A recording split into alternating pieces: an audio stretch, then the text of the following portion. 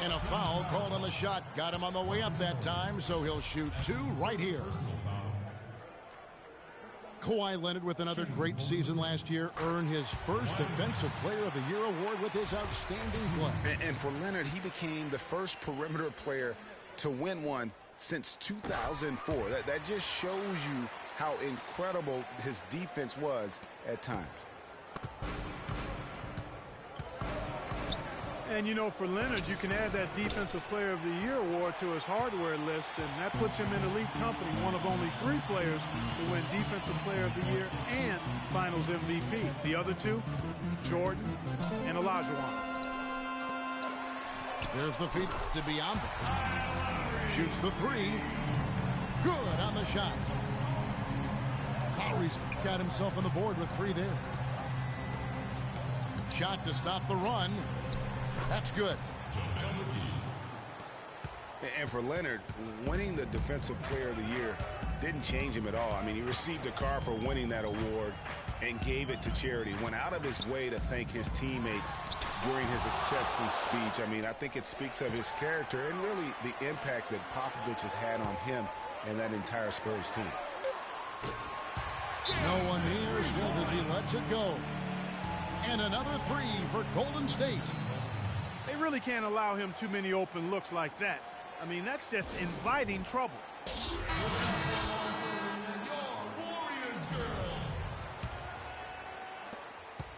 The Kings trail by 6. For 3, Bledsoe. They get it back. Here's McGee. That's in. He's got 2 made now, and he's shooting 2 for 3. That was a good rebound right there, but they haven't been very strong on the glass so far. Clark, a little disparity there in the rebound numbers, but some of that comes down to how the ball bounces. Let's see if it evens out. Boy, did they ever make a mess out of that one. A terrible turnover. The Warriors making a switch here. Kid Gilchrist has checked in. And it's Bledsoe off the drive. The shot's good from McGee. McGee's got 6. Warriors have gone 5 of 9 from the field here in the first. Dishes to Smith. That falls. Nice feed that time from Kyle Lowry. Lowry's got his 3rd assist on the night. These defenders are putting up very little resistance to the three-point shot. And it's killing 4 of the last 5 makes coming from long range. Leonard kicks to Lowry. Can't connect from short range. And this is why you need good defenders on the interior to contest shots. Yeah, Greg, making the offense coming free and easy as we wrap up the first quarter. Warriors ahead, leading by 5. It's the NBA on 2K Sports from Oracle Arena in Oakland, California. Now the second quarter getting ready to start up. And guys, what do you think about the offensive approach we've seen so far for the Warriors? Well, I'll tell you what, they must have had a good shoot-around because they've been fantastic from long range so far, fellas. Also, guys, the passing has been terrific in the first half. They'll be happy with all those assists. On the court for the Kings as the second quarter gets underway. Jordan is up there with Tobias Harris. Then there's Kent Bazemore. Then it's Patrick Beverley. And it's Thornton in the 2 guard. So many great statistics are available to demonstrate just how dominant the Warriors were last season. My favorite is, G8, their point differential. You know, to be able to beat your opponent by double digits on average is something only 8 teams have been able to do in the history of the league. It's amazing. Chandler Parsons, he's checked in for Golden State. Beverly again, 12. To the paint. And he goes strong with the one-handed jam. And nobody, guys, among the defenders stepping up to challenge him on that drive to the 10. And Greg, he says, thank you very much, and sails in for the flush. And those are the kind of sequences that tell you why the score is what it is. And guys, the Warriors ended the year at just over a 10-point differential per game. I mean, still that number is staggering when you think of what it takes to achieve that mark over the course of a season. Typically, championship teams are somewhere in the +6 to +8 range. 10 is off the charts. And it'll be Sacramento as it goes out of bounds. The Kings retain possession. Eric Gordon, he's checked in for Smith. And a change for Sacramento. Markel Brown, he's checked in for Marcus Thornton. And you know what? That Warriors point differential was helped out a lot by their play at home. The home differential was almost +15 points per game. A lot of blowout wins. Scary thing is they set their starters in the fourth so often, they could have made those numbers even higher had they won. And Lowry gets it to go. Another pass put right into the shooter's pocket, right in the shooting pocket for a terrific assist. They've done a lot of that today. And it's something we haven't seen much of at the opposite end of the floor. Timeout called by the Kings. And for Kyle Lowry, a guy who just has an unbelievable nose for the basketball, the triple-double comes naturally to him now. Top 10 in the league the past 2 seasons. In his short time with the Raptors, he's already their career leader in that category. Sacramento making a switch here. Bledsoe's checked in to the inside. Can they get it? Got a piece of it. Just a solid performance on the interior. The rebounding has been off the charts.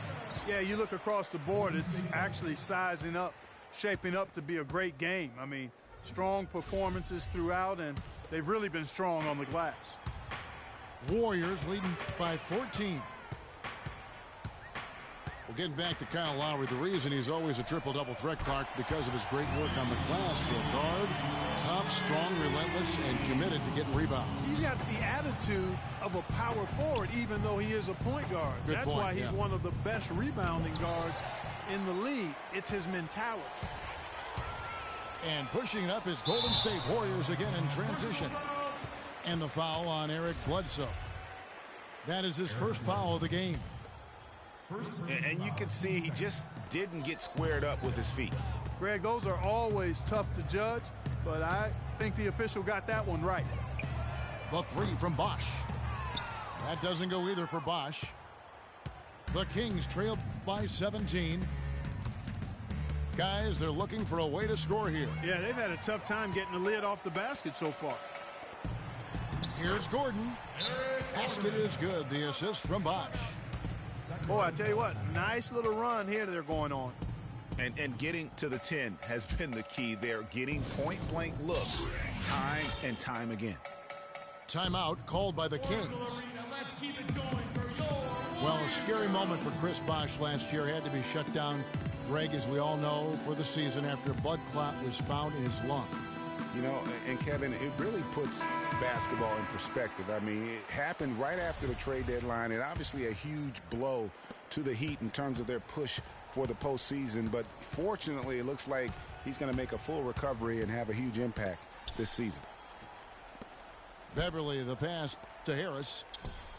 11 feet out, and he hits it. And really smart to draw his man out to the perimeter. He's giving up too much size to be effective inside.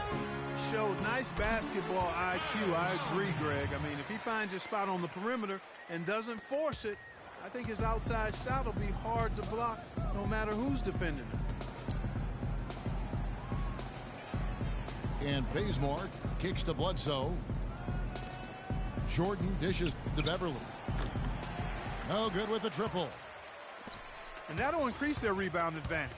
They've definitely been winning that battle on the board. You know what? No rebounds, no rings, and they've controlled the boards, and that's what's given them control of this game.